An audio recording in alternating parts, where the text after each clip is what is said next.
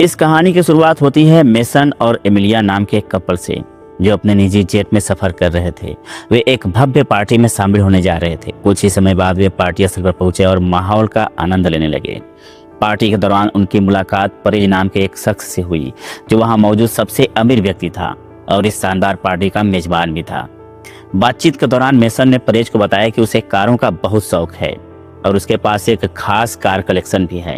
यह सुनकर परेज काफी उत्साहित हो गया, क्योंकि उसे भी कारें कलेक्ट करने का बेहद शौक था। परेज ने मेसन और एमिलिया को अपने निजी गैराज में आमंत्रित किया, ताकि वे उसकी अनमोल कारों का कलेक्शन देख सकें। गैराज में परेज ने अपनी पसंदीदा कार दिखाई, जिसकी कीमत लगभग $200 मिलियन थी। यह कार देखकर मेसन और एमिलिया मंत्रमुग्ध हो गए और उन्होंने परेज से रिक्वेस्ट किया कि वे कार के अंदर बैठकर उसे महसूस करना चाहते हैं। परेज ने उनकी यह इच्छा खुशी खुशी मान ली और उन्हें कार के अंदर बैठने की अनुमति दे दी। जैसे ही मेसन और एमिलिया कार में बैठे, एमिलिया ने लिंक नाम के एक हैकर को सिग्नल भेजा। सिग्नल मिलते ही लिंक ने गैरेज की सभी लाइट्स बंद कर दी।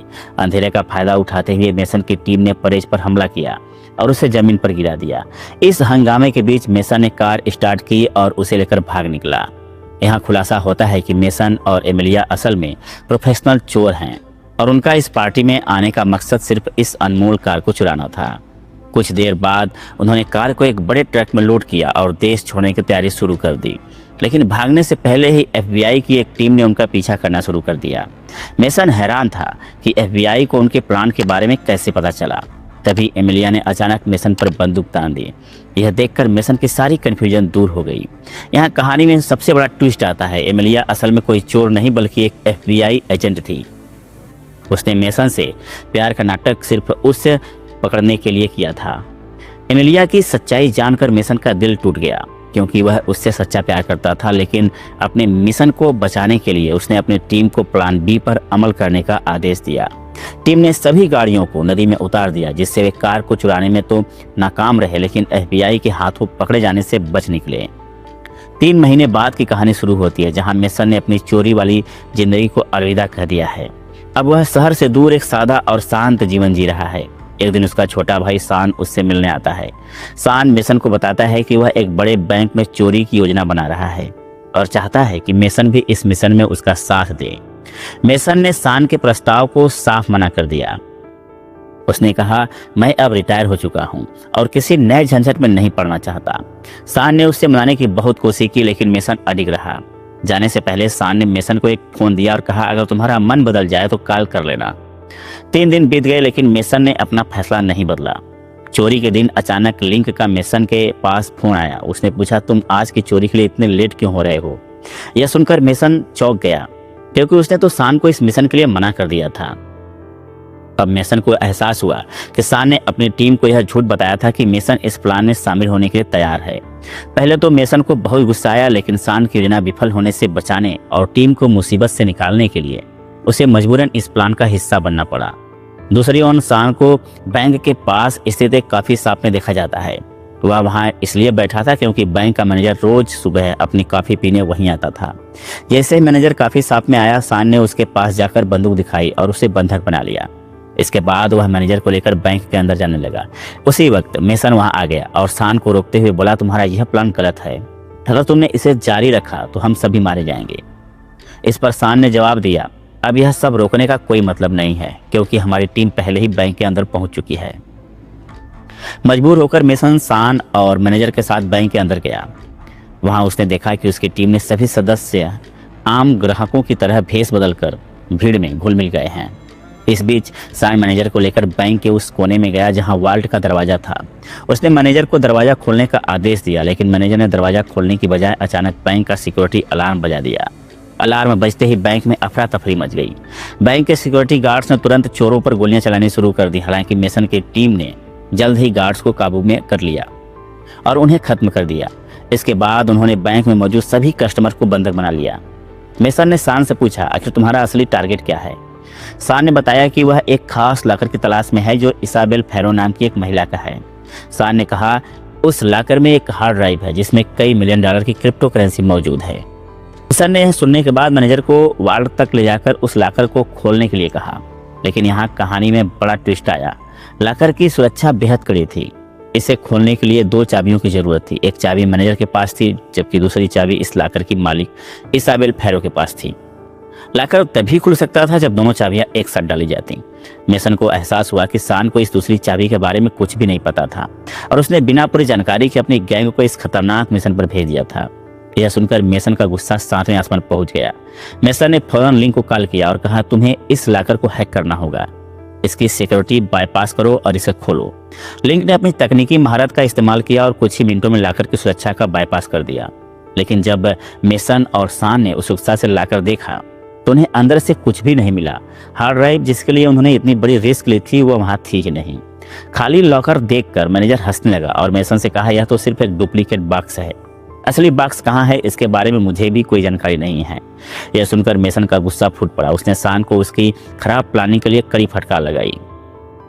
इसी बीच दूसरी ओर FBI की टीम पूरी तैयारी के साथ बैंक के बाहर पहुंच चुकी थी। इस मिशन की लीडर कोई और नहीं बल्कि मेसन की एक्स गर्लफ्रेंड एमिलिया थी।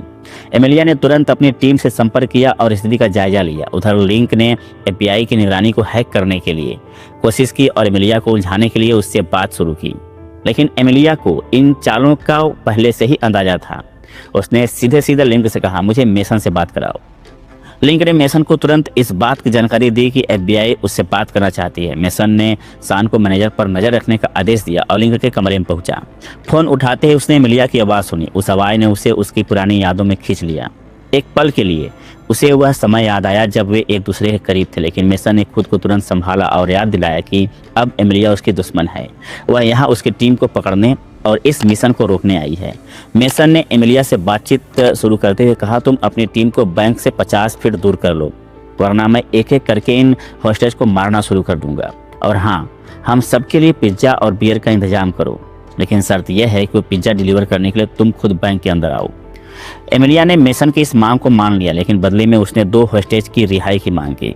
मेसन ने बिना किसी बहस के इस डील को स्वीकार कर लिया। इसके बाद मेसन की टीम ने सभी हॉस्टेज को ऊपर वाले हॉल में शिफ्ट कर दिया और एमिलिया के आने का इंतजार करने लगे। कुछ देर बाद एमिलिया ने खाने पीने का इंतजाम किया और पिज्ज़ा और बियर लेकर बैंक के अंदर पहुंची। जैसे ही उसकी मुलाकात मेसन से हुई, मेसन ने उसे देखकर मुस्कुराते हुए प्यार भरी बातें करना शुरू कर दी। वह पुराने दिनों को यादों को ताज़ा करने की कोशिश करने लगा। हालांकि एमिलिया ने इन बातों को नज़रअंदाज करते हुए सीधा मुद्दे पर आकर कहा, मेसन सरेंडर कर दो, यह तुम्हारे लिए आखिरी मौका है। मेसन ने बिना कोई झिझक कहा, मैं सरेंडर नहीं करूंगा, तुम चाहो तो मुझे रोकने की कोशिश कर सकती हो। इसके बाद मेसन ने एमिलिया को बैंक से बाहर जाने के लिए कह दिया। मेसन ने सभी को खाना खिलाया और डील के अनुसार 2 हॉस्टेज को रिहा कर दिया। लेकिन तभी एक अप्रत्याशित घटना घटी। बैंक मैनेजर ने अचानक सान पर हमला कर दिया, उसकी बंदूक छीन ली और वहां से भागने की कोशिश की। यह देखकर मेसन तुरंत उसके पीछे दौड़ा। कई मिनटों की भागदौड़ और तनाव के बाद आखिरकार मेसन ने मैनेजर को पकड़ लिया। मेसन ने उसे बंधक बनाकर उसकी सच्चाई उगलवाई। मैनेजर ने बताया कि जिस इसाबेल फैरो का वे जिक्र कर रहे थे वह देश के सबसे खतरनाक गैंगस्टर एबिल की पत्नी है। एबिल का देश के सबसे पावरफुल राजनेताओं से सीधा संपर्क है। मैनेजर ने आगे बताया, उस हार्ड ड्राइव में इन राजनेताओं के काले कारनामों के सबूत हैं। अगर यह हार्ड ड्राइव सार्वजनिक हो गई तो यह देश की सरकार गिरा सकती है। यह सुनकर मेसन समझ गया कि हार्ड ड्राइव सिर्फ पैसों का सवाल नहीं है, बल्कि यह पूरे देश की राजनीति और सत्ता को हिलाने की ताकत रखती है। हालांकि इन सब के बावजूद मेसन ने हार्ड ड्राइव को चुराने का फैसला किया। उसका प्लान यह था कि इस ड्राइव का इस्तेमाल करके वह सरकार को ब्लैकमेल कर सकता है और अपने साथियों के साथ इस बैंक से सुरक्षित बाहर निकल सकता है। इस बीच बैंक के बाहर स्थिति और तनावपूर्ण हो चुकी थी।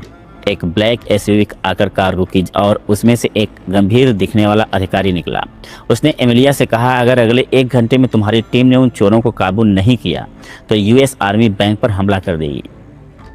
एमिलिया को अब यह समझ नहीं आ रहा था कि ऑर्डर देने वाला आदमी असल में था कौन। उसने इस बारे में अपने सुपरवाइजर से बात की। तब पता चला कि उस आदमी का नाम एलेक्स है और वह एबिल का वकील है। सुपरवाइजर ने एमिलिया को बताया कि एबिल के पास देश के सबसे शक्तिशाली राजनेताओं का समर्थन है और इसलिए हम इस मामले में कुछ नहीं कर सकते। वह एमिलिया से कहता है कि तुम जल्द से जल्द चोरों को बैंक से बाहर निकालने की कोशिश करो, क्योंकि अगर US आर्मी बैंक के अंदर घुस गए तो चोरों के साथ साथ कई हॉस्टेज भी मारे जाएंगे। दूसरी ओर मेसन और उसकी टीम ने लॉकर रूम की दीवार तोड़ने की कोशिश शुरू कर दी, क्योंकि उन्हें उम्मीद थी कि बैंक ने इसाबेला फैरो का वाल्ट किसी सीक्रेट रूम में छुपाया रखा होगा। लेकिन जैसे ही वे एक दीवार को तोड़ते, सामने एक और दीवार आ जाती थी। इस बीच यूएस आर्मी ने बैंक को चारों तरफ से घेर लिया और अंदर घुसने की तैयारी कर ली। यह देखकर एमिलिया ने मेसन को कॉल किया और सरेंडर करने के लिए कहा, क्योंकि अगर एक बार यूएस आर्मी बैंक के अंदर घुस गई तो इन चोरों की जान खतरे में पड़ जाएगी। मेसन ने एमिलिया से कहा कि वह मीडिया में यह खबर लीक कर दे कि यूएस आर्मी बैंक पर हमला करने वाली है, क्योंकि अगर मीडिया ने यह खबर बाहर फैलाई तो यूएस आर्मी कोई एक्शन नहीं ले पाएगी। एमिलिया ने वही किया और मीडिया में खबर लीक कर दी। देखते ही देखते मीडिया बैंक के बाहर जमा हो गई और यह खबर पूरे देश में फैल गई। यह सब देखकर एफबीआई के हेड को गुस्सा आ गया और उसने एमिलिया को इस केस से बाहर निकाल दिया। इसके बाद उसने मेसन को कॉल किया और धमकी दी कि अगर अगले 15 मिनट में उसकी टीम ने सरेंडर नहीं किया तो वे बैंक के अंदर घुस जाएंगे। बैंक के अंदर मेसन की टीम को वह कमरा मिल गया जिसमें इसाबेला का लॉकर रखा हुआ था। जैसे ही लॉकर मिला, मेसन ने लिंक से कहा, तुम इस लॉकर को हैक करो और इसका पासवर्ड बाईपास करके खोल दो। लिंक ने जवाब दिया, इस लॉकर की सिक्योरिटी बहुत मजबूत है, इसे खोलने में कम से कम 10 मिनट लगेंगे और अगले 8 मिनट में यूएस आर्मी बैंक के अंदर घुस जाएगी। यह सुनकर मेसन ने एक प्लान बनाया और एक एक करके सभी होस्टेज को छोड़ना शुरू कर दिया ताकि लिंक को लॉकर खोलने के लिए समय मिल सके। कुछ ही मिनटों में सभी लोगों को छोड़ दिया गया और अंत में मैनेजर को छोड़ने के बाद मेसन के टीम मेंबर्स ने एक एक करके सरेंडर करना शुरू कर दिया। सभी लोग बैंक से बाहर निकल गए, लेकिन मेसन और लिंक अब भी अंदर थे। यह देखकर एफबीआई के हेड को गुस्सा आ गया और उसने यूएस आर्मी को आदेश दिया कि वे बैंक के अंदर घुसे और मेसन को देखते हुए उसे गोली मार दें। ऑर्डर मिलते ही यूएस आर्मी बैंक के अंदर घुस गई और कुत्तों की तरह मेसन को ढूंढने लगी। जैसे ही वे उस कमरे में पहुंचे, उन्होंने मेसन को देखा जो अपने हाथ में बम लेकर उसका इंतजार कर रहा था। अभी इन लोग कुछ समझ पाते कि इससे पहले एक जोरदार धमाका हुआ और मेसन समेत यूएस आर्मी के सभी सैनिक भी मारे गए। इस तरह से शान की खराब योजना के चलते मेसन को अपनी जान गंवानी पड़ी। अगर आपको भी ऐसा लगता है तो जरा रुकिए, क्योंकि अब कहानी में एक बड़ा ट्विस्ट आने वाला है। कुछ ही महीनों बाद एमिलिया ने एफबीआई से इस्तीफा दे दिया क्योंकि वह इन भ्रष्ट लोगों के साथ काम नहीं करना चाहती थी। इसके बाद वह अपनी छुट्टियां मनाने के लिए एक निजी द्वीप पर गई जहां मेसन पहले से उसका इंतजार कर रहा था। यहाँ पर खुलासा होता है कि मेसन और एमिलिया पहले से ही एक टीम में थे और इन दोनों ने जानबूझकर परेज की उस कार वाली चोरी को फेल किया था ताकि एफबीआई को एमिलिया पर विश्वास हो सके। इसके बाद कहानी फ्लैशबैक में जाती है और हम धमाके में से कुछ देर पहले ही घटनाओं को देखते हैं। जब यूएस आर्मी बैंक के अंदर घुसी तो मेसन ने उनसे एक डिमांड की कि वह एबल के वकील एलेक्स से मिलना चाहता है। ना चाहते हुए भी यूएस आर्मी को मेसन की यह डिमांड माननी पड़ी क्योंकि सारे सबूत अब भी मेसन के पास थे। कुछ देर बाद एलेक्स मेसन से मिलने आया और उसने मेसन से धमकी देते हुए कहा, अगर तुमने मेरे अकाउंट में $500 मिलियन नहीं डाले तो मैं इन सारे सबूतों को पब्लिक कर दूंगा। इसके साथ ही तुम्हें मुझे और मेरी टीम को एक नई पहचान देनी होगी ताकि हम उस नए नाम के साथ नई जिंदगी शुरू कर सकें। चूंकि एबल की गर्दन मेसन के हाथों में थी, उसने मेसन की सभी डिमांड्स मान ली। इसके बाद बैंक में एक फर्जी धमाका किया गया ताकि लोगों को यह लगे कि मेसन इस धमाके में मर चुका है। वहीं दूसरी ओर हम मेसन और एमिलिया को देखते हैं जिन्होंने अब चोरी चकारी छोड़ दी और एक नई पहचान के साथ एक नई जिंदगी शुरू की। मुझे लगता है आपको आज की कहानी पसंद आई होगी। अगर आपको यह वीडियो अच्छी लगी हो तो इसे लाइक कर दें और हमारे चैनल को सब्सक्राइब कर लें। मिलते हैं अगले वीडियो में, तब तक के लिए आप अपना ख्याल रखें।